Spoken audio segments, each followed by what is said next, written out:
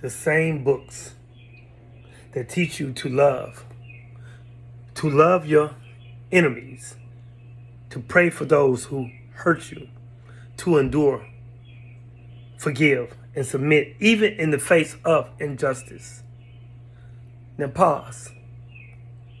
Ask yourself, who wrote them? Who wrote that BS?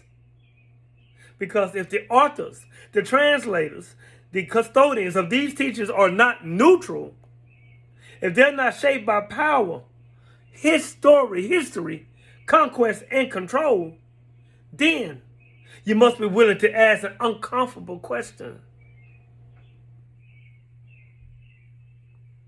What interests do these teachings ultimately serve? Now, don't rush. Rewind it back. Take it back. Let's do it again. Let's do it slowly. I know I talk fast. Or maybe you're not trying to hear me. No hurry, no way. There's nothing wrong with love, living on value energy, letting out vulnerable emotions. There's no thing or nothing wrong with forgiveness. There's nothing wrong with choosing peace over revenge. Done it many times. Those are powerful human values.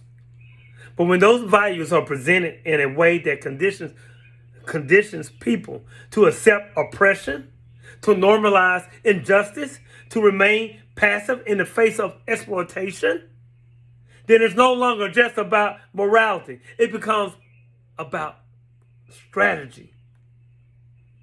You dig? Strategy. Because think about how effective it is. If a group of people are taught to always forgive, to always turn the other cheek, to always endure suffering with hope of a future reward, pie in the sky, how likely are they to resist the present? Question mark. How likely are they to question the structures that keep them down? Question mark.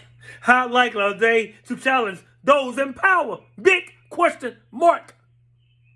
Now ask yourself, again, who benefits from that mindset? Because history is not just stories. You dig?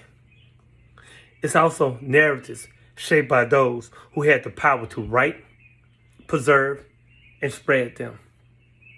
His story is what it is. His story. The victors told their side of the story. You don't get to hear about the women, the oppressed, the children, the others. But wait, unless you go to the library where the lies are buried. So, when that narrative, those stories, and when the narrative and those stories are powerful enough to shape behavior across generations, they become tools. Tools, T-O-O-L-S, tools. Not always obvious, not always intentional in every part, but undeniably influential. So when you read teachings that emphasize patience, submission, endurance, and delayed reward, peep game. Don't just accept them at face value. Question them, and also ask, in what context were these words written? Who preserved them? Who spread that information? Who gained from people living by them? Who have gained from the people living by those misinformations? And values, no matter how beautiful, how exquisite, should not be used to keep people in cycles of suffering. Again, this is not about rejecting love. No. It's about understanding how love can be framed. Because love that empowers is different from love that pacifies.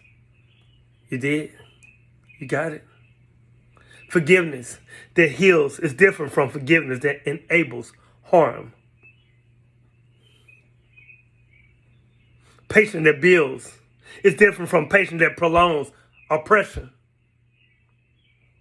So yes, read those books. You know the books I'm talking about. Read the books. Understand the teachings. But also question the origin. Question the intention. Question the outcome. But sometimes what appears as pure guidance on the surface may carry deeper layers beneath it. You know, salt looks like sugar. You did? And only those who look beyond, and only those who are willing to look beyond the words will begin to see them. Continue to unlearn, relearn, and learn. Continue to evolve. Please. Peace.